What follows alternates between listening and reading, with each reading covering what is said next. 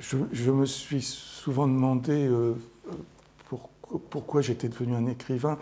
Et évidemment, c'est difficile, on peut le savoir après, on peut se poser des questions sur peut-être que je crois qu'il y a eu un événement dans mon enfance.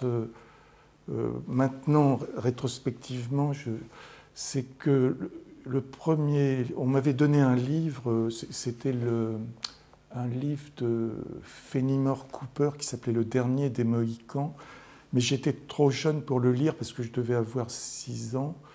Et j'ai commencé le livre et je comprenais absolument rien du livre, mais j'ai continué jusqu'au bout sans rien comprendre. Et après, je me suis dit que c'était cette espèce d'obstination comme ça de continuer de lire quelque chose trop jeune, quelque chose qu'on ne comprend pas, qui a peut-être été la base de mon...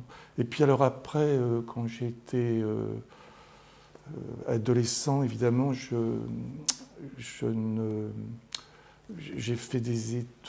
poursuivi un peu d'études et après j'ai arrêté les études. Et il y a un moment où il faut décider ce qu'on va faire dans la vie et il fallait que je me dépêche de choisir ce que je voulais faire dans la vie. Et comme je ne savais rien faire de spécial et que je n'avais pas poursuivi d'études,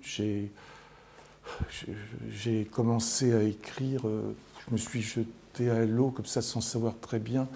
C'était la seule chose que je pouvais faire. Et donc, en fait, c'est parce que je ne savais rien faire d'autre. En fait. Et comme je n'avais pas fait d'études supérieures, que j'avais arrêté mes études,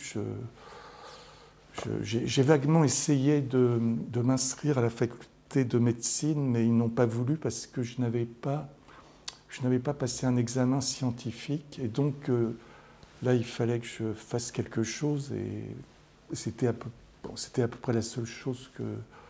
Et je me suis lancé comme ça, sans savoir très bien si ça allait aboutir, parce que je devais avoir 19 ans, et je me suis lancé à l'eau, sans savoir si vraiment ça pouvait se concrétiser. J'ai continué.